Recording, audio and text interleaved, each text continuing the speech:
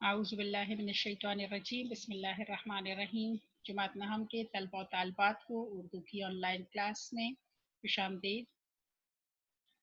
آج اردو کا تیسرا لیکچر ہے اور اس تیسرے لیکچر میں بھی ہم منشی پریم چند کے افسانے کو ہی جاری رکھیں گے۔ جیسا کہ آپ نے پچھلے دو لیکچروں میں سنا پڑھا کہ پنچایت لگائی جاتی ہے اور کس طرح الگو پہلے پنچایت میں الگو جمن کے خلاف فیصلہ سناتا ہے اور اس کے بعد جمن اس کا دشمن بن جاتا ہے اور اس کی کوشش ہوتی ہے کہ وہ الگو سے اپنی دشمنی کا بدلہ لے۔ پھر اس کے بعد دوسری پنچایت ہوتی ہے، کل ہم نے جس لیکچر میں پڑھا اس میں جو پنچایت کے متعلق بات کی گئی وہ پنچایت تھی جو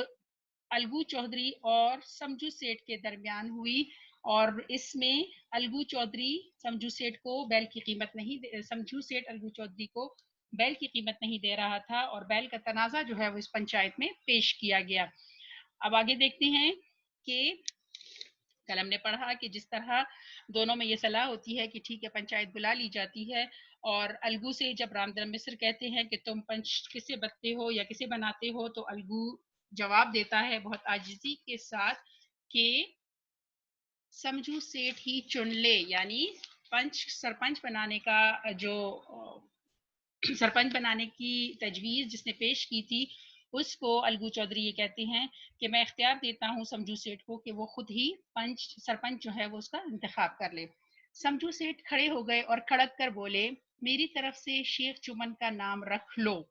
ٹھیک ہے، کیونکہ اس کو پتا تھا کہ شیخ جمن جو ہے وہ الگو کا دشمن بنا ہوا ہے، اور اب تو شیخ جمن اپنا بدلہ لینے کے لیے سمجھو سیٹھ کو یہ لگا کہ وہ میرے حق میں فیصلہ سنائے گا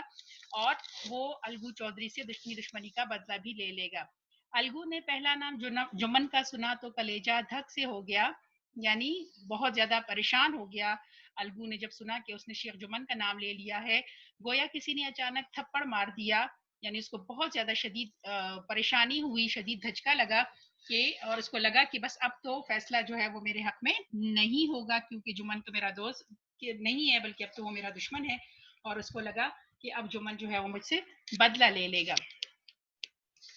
طے پر پہنچ گئے، بولے چودھری تم کو کوئی رامدر مصر الگو کے دوست تھے، طے پر پہنچ گئے، بولے چودھری تم کو کوئی عذر تو نہیں۔ اب رامدر مصر کو تو معلوم تھا کہ الگو پریشان ہو گیا ہے، لہٰذا اس نے اس سے پوچھا کہ کیا تمہیں کوئی اعتراض ہے اس پہ۔ چودھری نے مایوسانہ انداز سے جواب دیا، نہیں مجھے کوئی عذر نہیں ہے، یعنی مجھے کوئی اعتراض نہیں ہے۔ وہ کیا کہہ سکتا تھا، ظاہری بات ہے اس نے نام لے لیا تھا۔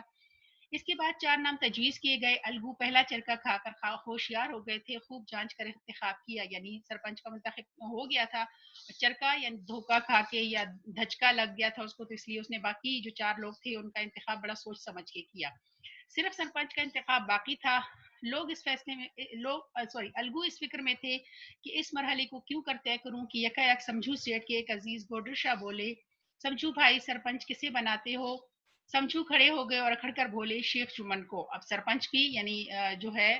فیصلہ کرنے کا اختیار مکمل طور پر، جسے میں نے آپ کو پچھلی اس میں بھی بتایا تھا، سرپنچ جو ہے وہ ہم جیسے جج ہوتا ہے جو آخری فیصلہ سناتا ہے، اس کو ہم کہہ سکتے ہیں کہ پنچایت کا جج جو ہے اس کو سرپنچ کہتے ہیں۔ تو اب اس میں بھی شیخ جمن کا انعام دے دیا کہ میں اپنے فیصلے کا اختیار جو ہے وہ شیخ جمن کو دیتا ہوں۔ رامدر مصر نے چودھری کی طرف ہمدردانہ انداز سے دیکھ کر پوچھا، الگو تمہیں کوئی عذر ہو تو بولو، یعنی اگر تمہیں اس پر کوئی اعتراض ہو تو تم کہہ سکتے ہو۔ الگو نے قسمت ٹھونک لی، حسرت ناک لہجے میں بولے، نہیں مجھے کوئی عذر نہیں، یعنی الگو کو اب یقین ہو گیا تھا کہ بس میری قسمت میں ہی اس پنچایت میں ہار جو ہے وہ لکھی ہوئی ہے، لہٰذا اس نے بہت افسوس سے کہا کہ نہیں مجھے کوئی اعتراض نہیں، اب جو ہوگا دیکھا جائے گا۔ اچھا، اب یہاں تک تو سب کا یہ خیال تھا کہ جمن جو ہے وہ الگو کے خلاف فیصلہ سنائے گا کیونکہ وہ الگو کا دشمن بنا ہوا ہے، لیکن ہوتا کیا ہے، شیخ جمن کو اپنی عظیم الشان ذمہ داری کا احساس ہوا، یعنی جیسے ہی وہ سرپنچ کی مسند پر بیٹھا، جیسے ہی اسے فیصلہ کرنے کا اختیار حاصل ہوا، تو اسے اپنی عظیم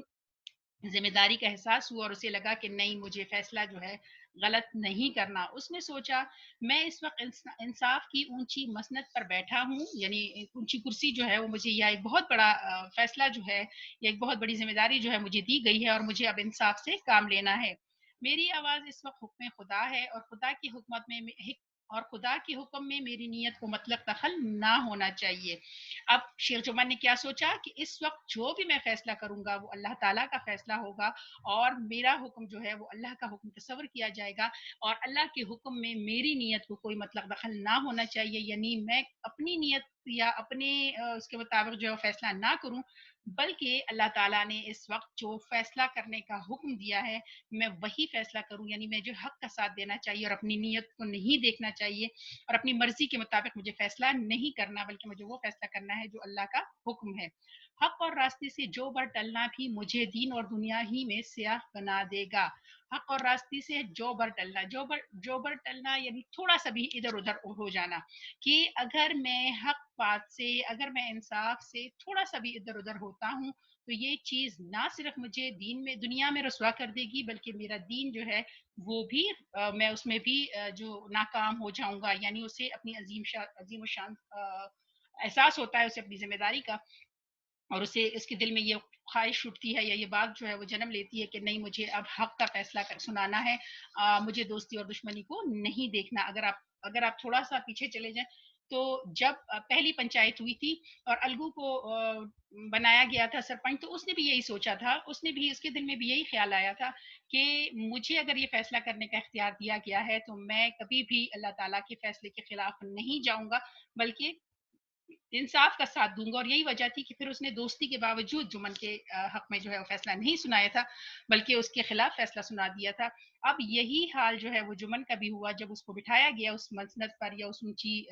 اس پہ جگہ پر جہاں پہ اس نے فیصلہ سنانا تھا، تو وہاں اسے احساس ہوا کہ نہیں، اب مجھے فیصلہ جو ہے وہ انصاف کے ساتھ کرنا ہے اور حق کا ساتھ دینا ہے۔ اچھا جی، پنچایت شروع ہوئی، فریقین نے اپنے حالات بیان کیے، جرا ہوئی شہادتیں گزری، فریقین کے مددگاروں نے بہت کھینچتان کی، جمن نے بہت غور سے سنا اور تب فیصلہ سنایا۔ اب کیا فیصلہ ہوا؟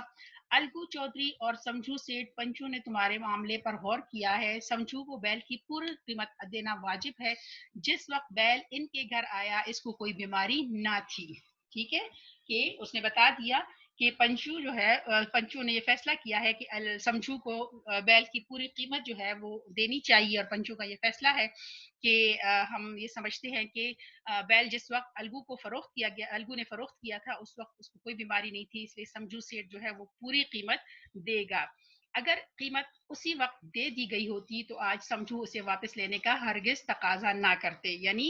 اگر مہینے کا درمیان میں وقفہ نہ رکھا جاتا اور سمجھو اسی وقت بیل کی قیمت ادا کر دیتا تو آج بیل کے مرنے کے بعد سمجھو جو ہے اسے واپس، اس قیمت کو واپس لینے کے لیے ہرگز نہ کہتا، بلکہ اس کو پتا تھا کہ یہ بیل جو ہے وہ صحیح تھا اور اس کی غلطی کی وجہ سے وہ مر گیا ہے۔ رام دھن مصر بولے،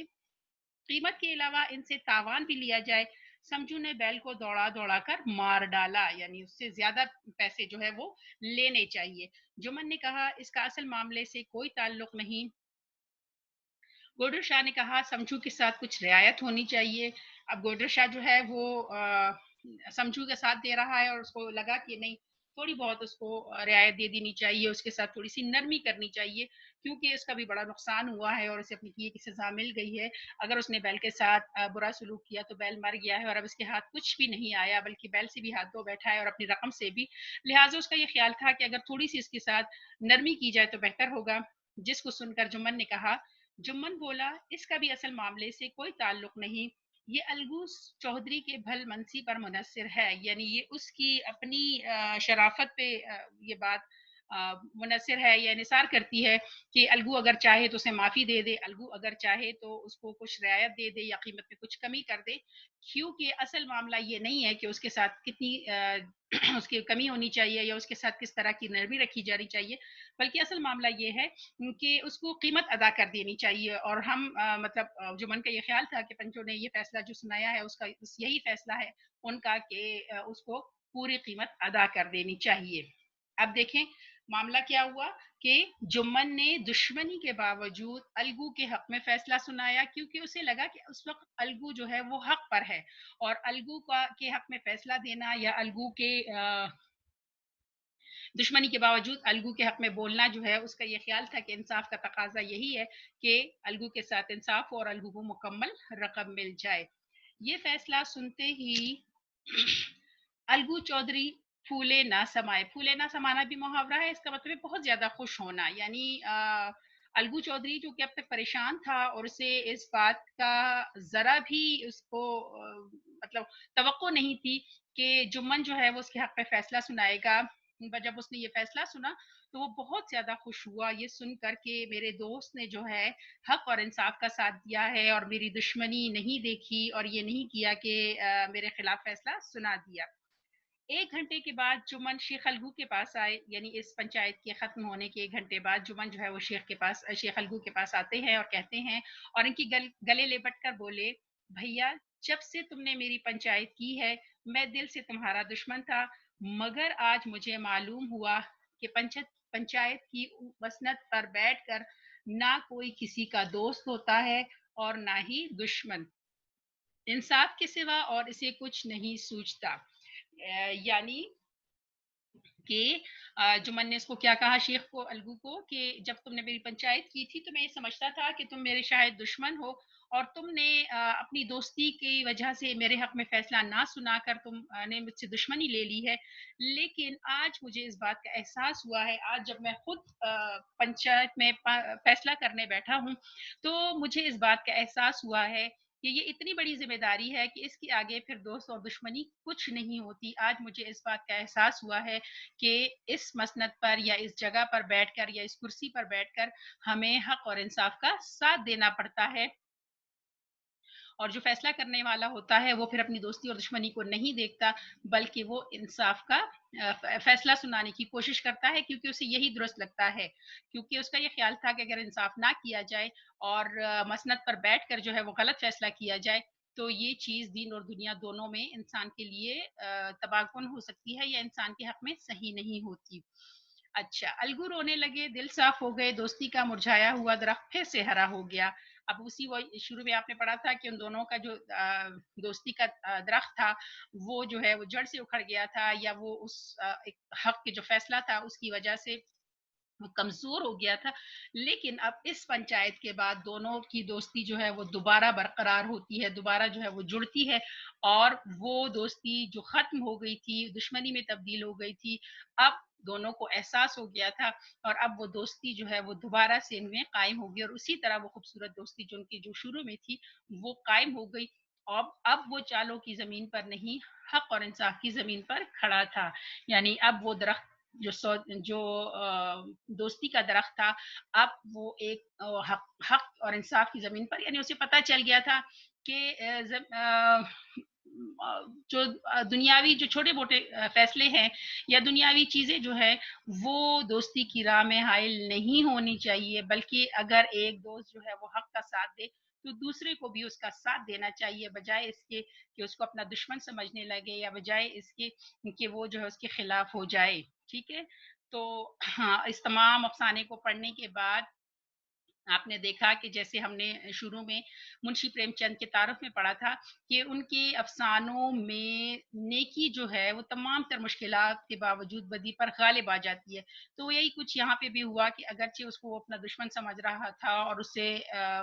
जुमन जो है वो उससे बदला लेने की कोशिश कर रहा था, लेकिन आखिर में क्या होता है कि आखिर में दोनों जो है वो दोबारा दोस्त बन जाते हैं और दोबारा जो है उनकी दोस्ती कायम हो जाती है, क्योंकि उन्हें पता चल जाता है कि हक और इंसाफ क्या है और किस तरह अगर हक और इंसाफ के फैसले में दोस्ती या दुश्मनी आ जाए तो उसको नहीं देखा जाता बल्कि हक का साथ दिया जाता है। यानी नेकी की तरगीब जो है वो हमें मिलती है कि हमेशा सच का साथ देना चाहिए चाहे कितने भी मुश्किल हालात हो, और फिर सच जो है वो खुद ब खुद सामने आ जाता है और आखिर में फतह जो है वो सच की ही होती है।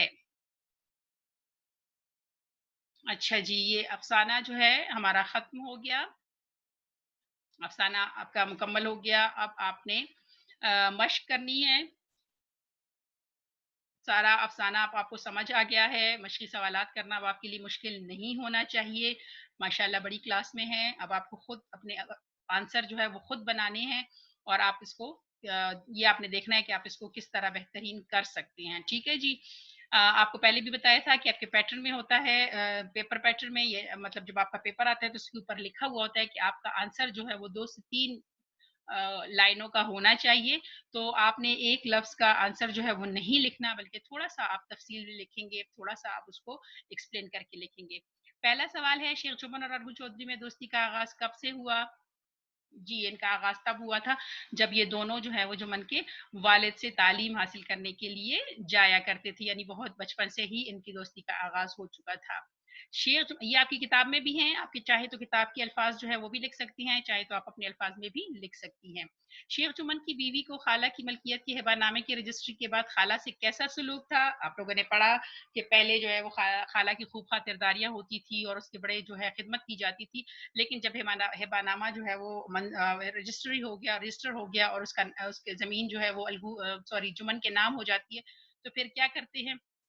शेख जुम्मन और उसकी बीवी कि फिर आहिस्ता आहिस्ता उसकी खातिरदारियां कम कर देते हैं और रोटियों की मकदार सालन से कम कर दी जाती है। अलगू चौधरी ने पंच मुकर्रर होने पर अलगू चौधरी के पंच मुकर्रर होने पर शेख जुम्मन क्यों खुश था? पहली पंचायत में क्यों खुश था? क्योंकि शेख जुम्मन को यकीन था कि अलगू जो है वो उसका दोस्त है और उसके खिलाफ फैसला नहीं सुनाएगा, इसलिए वो खुश था अलगू के पंच मुकर्रर होने पर। लेकिन फिर क्या होता है, फिर वो अलगू चौधरी ने क्या फैसला सुनाया? अलगू चौधरी दोस्ती को नहीं देखता और हक का फैसला सुनाता है और वो कहता है कि पंचों ने इस बात पर गौर किया है और गलती जो है वो सरासर जुम्मन की है और जुम्मन को खाला की माहवार गुजारे के लिए उसको पैसे देने चाहिए और अगर उसको ये बात मंजूर नहीं होती तो हिबानामा का फैसला जो है वो मनसूख कर दिया जाएगा। फिर अलगू चौधरी का फैसला सुनकर शेख जुम्मन का रद्द अमल क्या था? शेख जुम्मन तो बिल्कुल ही सन्नाटे में आ गया जब उसने देखा कि अलगू जो है उसके खिलाफ फैसला सुनाया और उसने यही कहा कि दोस्त ये आज के ज़माने में यही दोस्ती है कि जो आप पर भरोसा करे उसकी गली पर छुरी फेर दो, यानी दोस्त पे उनका यह ख्याल था कि दोस्त के जो है दोस्ती पर एतबार नहीं करना चाहिए। फिर अलगू चौधरी ने समझू सेठ को बैल क्यों फरोख्त किया? क्योंकि अलगू के पास दो बैल थे और एक बैल मर गया था और एक बैल उसके किसी काम का नहीं था, लिहाजा उसने जो है अपना बैल और समझू सेठ यका गाड़ी हाँकते थे, लिहाजा अलगू ने अपना बैल समझू सेठ को फरोख्त कर दिया। ये सारे सवाल जो मैं बोल रही हूँ बच्चे, ये आपने खुद अपनी कॉपियों में आपने चैप्टर में से भी देख ले, अगर वही अल्फाज दोहराना चाहती हैं तो देख ले, वही अल्फाज लिख ले, अगर नहीं तो आप अपने अल्फाज में भी इनको लिख सकती हैं बेहतरीन करके, ठीक है। फिर समझू सेठ ने अलगू चौधरी से खरीदे हुए बैल के साथ कैसा सुलूक किया? जब समझू सेठ को अच्छा तगड़ा बैल मिला तो उसने क्या किया, उसको जो है उसने बैल का ख्याल नहीं रखा, उसने उसके खाने यानी उसके चारे वगैरह का और भूस खाली खुश्क भूस उसको खिला देता था, ना उसके आराम का ख्याल रखता था बल्कि उस पर खेवे जो है वो करता या चक्कर जो है वो लगाता रहता शहर से गांव और गांव से शहर, और उस बेचारे का इतना बुरा हाल हो गया वो एक महीने के अंदर ही मर गया। अलगू चौधरी और समझू सेठ ने कौन सा तनाज़ा पंचायत में पेश किया? अभी आपको बताया कि जब अलगू ने अपना बैल समझू को फरोख्त कर दिया और बैल की मर जाने के बाद समझू ने अलगू से अपने पैसों का मुतालबा किया तो समझू ने पैसे देने से इनकार कर दिया। इस तरह बैल की कीमत का तनाज़ा जो है वो पंचायत के सामने पेश किया गया। वो आपने पूरी लड़ाई आपको या आपने पढ़ी इसमें भी कि वो जो है दोनों में लड़ाई हो गई और फिर दोनों लड़ पड़े, गुत्थम गुत्था हो गया, फिर लोगों ने उनको कहा कि तुम इस तरह लड़ाई ना करो बल्कि पंचायत कर लो, ठीक है। शेख जुम्मन ने फैसला सुनाते हुए इंसाफ के उसूलों को कहाँ तक पूरा किया? क्या ख्याल है आपका? आपको क्या लगता है कि क्या उसने इंसाफ के उसूलों को पूरा किया या नहीं? जी हाँ, बिल्कुल, शेख जुम्मन ने फैसला सुनाते हुए इंसाफ के उसूलों को मुकम्मल तौर पर तक पूरा किया और दुश्मनी के बावजूद अलगू के हक में फैसला सुनाया, क्योंकि उसे अपनी अजीम शान जिम्मेदारी का एहसास हो गया था और उसे पता उसे उसको ये लगा कि अगर मैं थोड़ा सा भी इंसाफ से इधर उधर होता हूँ तो ये चीज़ दीन और दुनिया में मेरी तबाही का बायस बन जाती है, इसलिए उसने इंसाफ के उसूलों को पूरा किया और अलगू के खिलाफ फैसला सुनाया, अलगू के हक में फैसला सुनाया, सॉरी। अच्छा जी, इसके बाद आपके पास खाली जगह पुर है, ये वाले आपने जुमले देखने हैं, इसमें जो जो लफ्ज आ रहा है आपने उसको खुद उसमें कर लेना है, लिख लेना है। फिर उसके बाद जी सवाल नंबर 3 आपका है, सबक को मद्देनजर रखकर दुरुस्त जवाब का इंतखाब करें, टिक और क्रॉस करना है आपको, जो सही जुमले हैं उनके आगे टिक लगाना है, जो गलत है उनके आगे आपने क्रॉस लगा देना है। इसके बाद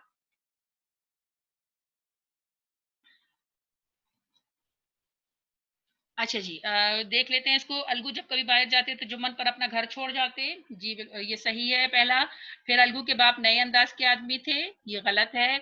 الگو کی ایک بوڑھی خالہ بیوہ خالہ تھی، غلط کیونکہ وہ جمن کی خالہ تھی۔ کئی دن تک بوڑھی خالہ لکڑی کے لیے آس پاس کے گاؤں کے چکر لگاتی رہیں، صحیح۔ جمن نے بڑھیا کو پیار بھری نظروں سے دیکھا، غلط، غضبناک نظروں سے دیکھا تھا۔ شیخ جمن نے اپنی خالہ کو ماں برابر سمجھتے تھے، جی صحیح، کیونکہ اس نے ایسا کہا تھا۔ الگو قانونی آدمی نہیں تھے، غلط۔ ایک ایک سوال جمن کے دل پر ہتھوڑی کی طرح لگتا، صحیح۔ پنچایت کے ایک ہفتے بعد ایک بیل مر گیا، ہفتے کے بعد نہیں تھا، مہینے کے بعد تھا، ٹھیک۔ سمجھو سیٹ منڈی سے تیل نمک لاتے اور گاؤں میں بیچ دیتے تھے، صحیح۔ رام دھن نے پہلا نام جمن کا سنا تو کلیجہ دھک سے ہو گیا، غلط۔ رام دھن نے نہیں، الگو نے جب سنا۔ شیخ جمن کو بن کر اپنی ذمہ داری کا احساس نہ ہوا، غلط۔ اچھا جی، معنی آپ کو میں نے بتا دیے ہوئے ہیں سارے کے ساتھ۔ پھر الفاظ کے کوشچن نمبر 5 آپ کا ہے کہ آپ نے مؤنث لکھنے ہیں، استاد، استانی، شیخ، شیخانی، چودھری، چودرائن، سیٹ، سیٹانی، بیل، گائے، ٹھیک ہے جی، یہ آپ کے مؤنث ہو گئے۔ پھر آپ نے اعراب لگانے ہیں، اعراب زیر زبر پیش کو کہتے ہیں۔ پھر آپ کا خلاصہ یہ آپ کے پیٹرن میں نہیں ہوتا۔ اگلا سوال آپ کا ہے عبارت کی تشریح کریں، سبق، عنوان اور مصنف کا نام بھی لکھیں۔ یہ بالکل آخری پیرا تھا، بھیا جب سے تو نے میری پنچایت کی ہے، یہ اگر آپ دیکھیں پیج نمبر 42 پر آپ کے جو ہے یہ یہاں سے کہ بھیا جب سے تم نے میری پنچایت کی ہے، میں دل سے تمہارا دشمن تھا، مگر آج مجھے معلوم ہوا کہ پنچایت کی مسند پر بیٹھ کر نہ کوئی دوست ہوتا ہے اور نہ دشمن، انصاف کسی سے کچھ نہیں سوچتا، یہاں تک اس کی جو ہے یہ آپ نے کرنا ہے، اچھا صاحب آخر تک، ٹھیک ہے جی۔ پھر آپ کے ہیں جی محاورات، اور محاورات میں سبز باغ دکھانا اس کا مطلب ہے دھوکہ دینا، تو اس کا صحیح جو جملہ ہے وہ یہ ہے کہ سیاسی لوگ سبز باغ دکھا کر عوام کو لوٹتے، یعنی دھوکہ دے کر۔ زخم پر نمک چھڑکنا، اس کا مطلب ہے تکلیف میں مزید اضافہ کرنا، اس میں بے جو ہے وہ صحیح ہے، آپ میرے زخم پر نمک چھڑکنے کے بجائے میری مدد کریں۔ نمبر تیسرا جو ہے وہ بغلے جھانکنا، یہ بھی محاورہ ہے، اس کا مطلب ہے چھپنے کی کوشش کرنا یا ادھر ادھر ہونا، تو یہ اس کا جو ہے الف ٹھیک ہوگا، انصب میرے سوال پر بغلے جھانکنے لگا، ٹھیک ہے، اس میں جو ہے اس کے یہ جملے جو ہیں وہ صحیح بنتے ہیں۔ اچھا جی، آپ نے افسانے کا تعارف آپ کو میں نے پہلے ہی بتا دیا تھا، یہ افسانہ ہے منشی پریم چند کا، پنچایت منشی پریم چند کا افسانہ ہے۔ افسانہ ایسی کہانی کو کہتے ہیں جس میں زندگی کے کسی ایک واقعے، پہلو یا کردار کو پیش کیا جاتا ہے، اس لیے اختصار، وحدت تاثر اور جامعیت اس کی بنیادی صفات ہے، یعنی ایک تو یہ مختصر ہوتا ہے، چھوٹا سا ہوتا ہے، دوسرا اس میں ایک ہی بات جو ہے وحدت تاثر، یعنی ایک ہی تاثر جو ہے وہ شروع سے آخر تک قائم رہتا ہے، اور جامعیت یعنی یہ مکمل کہانی ہوتی ہے۔ تو آپ افسانے کا یہ تعارف جو ہے یہ بھی آپ اچھی طرح یاد کریں گے، کیونکہ افسانے کا سوال جو ہے افسانے کے متعلق، یعنی افسانے کا تعارف لکھیں یا افسانے کسے کہتے ہیں، سوال جو ہے وہ آپ کی پیپر میں آ سکتا ہے۔ اس کے علاوہ ہمارے پاس خط کا تعارف ہے، ہم سب دوسروں سے، کیونکہ خط جو ہے وہ بھی آپ کے پیٹرن میں شامل ہے، تو اس لیے یہاں پہ خط کا تعارف بھی آپ کو بتایا ہوا ہے کہ اچھا خط کیا ہوتا ہے۔ ہم سب دوسروں سے کچھ بات کہنا چاہتے ہیں، اپنے خیالات، اپنے حالات اور اپنے جذبات میں دوسروں کو شریک کرنے کے خواہش مند رہتے ہیں، اگر اس خواہش کی تکمیل لکھ کر کی جائے تو اسے خط نویسی کہا جاتا ہے۔ خط دو قسم کے ہوتے ہیں، رسمی اور غیر رسمی، یہ آپ انڈرلائن کر لیں، MCQs میں آ سکتا ہے۔ پھر رسمی خط کیا ہے؟ رسمی خط وہ خط ہوتے ہیں جو کسی صاحب اختیار کو بھیجے جاتے ہیں اور ان میں عام طور پر اپنے حالات اور مسائل سے اسے آگاہ کیا جاتا ہے، اور ان مسائل کے حل کے لیے ایک طرح سے درخواست کی جاتی ہے، اس لیے رسمی خط اور درخواست میں کوئی زیادہ فرق نہیں ہوتا۔ اخبارات کے مدیروں کو لکھے گئے خطوط بھی رسمی خطوط کہلاتے ہیں، ٹھیک ہے جی، آپ سے اس کے حوالے سے پوچھا جا سکتا ہے۔ پھر غیر رسمی خط کیا ہوتے ہیں؟ وہ خط جو اپنے دوستوں، عزیزوں، والدین اور بے تکلف جاننے والوں کو بھیجے جاتے ہیں، چونکہ ان خطوط میں اپنے جذبات اور خیالات کا بے ساختہ ذکر ہوتا ہے، اس لیے انہیں عادی ملاقات بھی کہا جا سکتا ہے۔ یہ آپ سے MCQ اسی طرح بھی آ سکتا ہے کہ ڈیش خط کو عادی ملاقات کہا جاتا ہے، تو وہ رسمی ہے یا غیر رسمی؟ وہ ہے غیر رسمی، ٹھیک ہے جی۔ پھر اس کے علاوہ آپ کے پاس آپ کو دیے ہوئے ہیں کہ خط کے جو ہے کتنے حصے ہوتے ہیں؟ خط کے 6 حصے ہوتے ہیں، یہ بھی آپ کے MCQs میں آ سکتا ہے۔ کون کون سے حصے ہوتے ہیں؟ مقام روانگی اور تاریخ، نمبر 2 القاب و آداب، پھر خط کا مضمون، اختتام مکتوب، مکتوب نگار کا خط، مکتوب الیہ کا पता। ठीक है जी। मकाम रवानगी और तारीख कागज की पेशानी पर इंतहाई दाएं जानिब दर्ज होते हैं। ये भी आपका एमसीक्यूज में आ सकता है, इसको अंडरलाइन करें। अलकाब व आदाब मकतूब इलह से अपने ताल्लुक और मकतूब इलह के मरतबे मनसब के नस्बत से लिखे जाते हैं, जैसे हम कहते हैं प्यारे अब्बा जान या प्यारे दोस्त या अजीज भाई या जो भी इस तरह के अल्फाज होते हैं। फिर अपने वालिदैन के लिए एहतराम और अकीदत के अलकाब इख्तियार किए जाते हैं, जबकि दोस्तों से बेतकल्लुफ़ी का इजहार होता है। इख्तिताम मकतूब किसी दुआ पर करना चाहिए, यानी ख़त का वो जो आखिरी लाइन होती है जिसमें हम लिखते हैं कि आप घर में सबको सलाम जो है वो कहें या सबको मेरी तरफ से प्यार ये, और फिर अपना ख़त और अपना नाम ख़त के आखिर में बाएं जानिब सफ़े पर लिखना चाहिए, जैसे हम लिखते हैं आपका भाई अली बेजीम, जैसे आप लोग क्योंकि एग्जाम के हवाले से लिखते हो।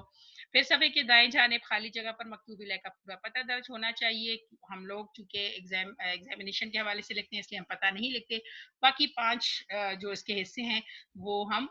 किसी भी खत के लिए आपका जो पैटर्न है वो इस तरीके से आप फॉलो करोगे। यानी पहले आप जो है आप पहले पेज पे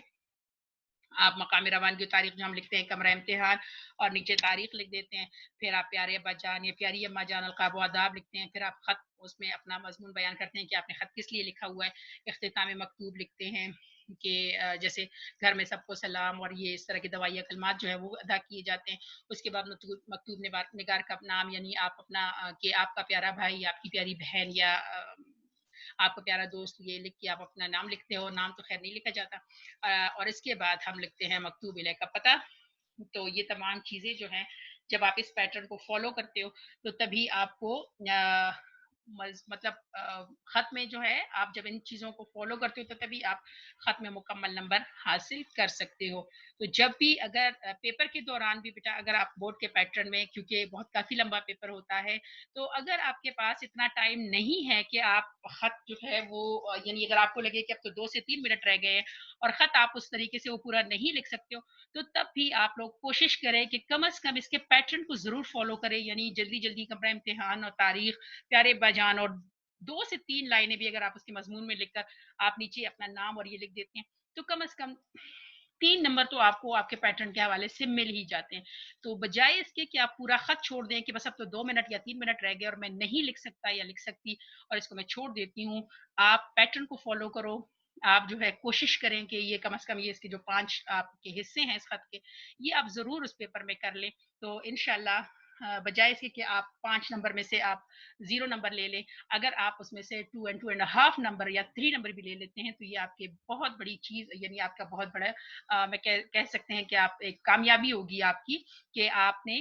उस में से इतने नंबर ले लिए। ठीक है जी। और इसके अलावा आपने दोस्त के नाम खत लिखना है और उसे प्रेमचंद के अफसाने पढ़ने का मशवरा दें और अफसाना पंचायत का तारुफ भी कराए। इन चीज़ों को, ये जो इसके हिस्से हैं इनको सामने रखते हुए खत का इस पैटर्न को फॉलो करते हुए आपने एक खत लिखना है। ये आपका अल्हम्दुलिल्लाह अफसाना जो है वो मुकम्मल हुआ, इसकी मश्क भी हो गई और अब आपने अपनी कॉपियों में इसको लिख लेना है। ये खत भी लिखे, कोशिश करें जितनी इबारात दी गई हैं उनकी तशरीह करें, सवालात को बहुत अच्छा सा लिखने की कोशिश करें। अब आपके पास टाइम है ताकि आहिस्ता आपकी कॉपी में आपके पास काम वो जो है वो मौजूद हो। ठीक है जी। दुआओं में याद रखें, अपना काम वक्त पर करने की कोशिश करें और अगर आपको लगे कि आप जो हैं कहीं पे कोई चीज़ आपको समझ नहीं आ रही तो उसको दोबारा पढ़ें, बजाय इसके कि आप एक दफ़ा कहने पे ये समझ लें कि ये तो मुझे नहीं आता। तो ऐसा करने से बेहतर ये है कि आप उस चीज़ को 2 से 3 मरतबा पढ़ें तो चीज़ें आपके लिए खुद ब खुद आसान हो जाएंगी। ठीक है जी। बहुत सारा ख्याल रखिए अपना, हमें भी दुआओं में याद रखें। अल्लाह हाफिज।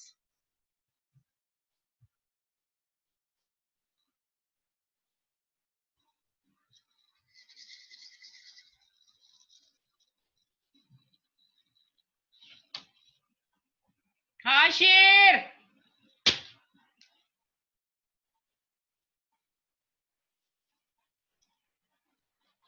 तेरी की बकवास याद। हाशिर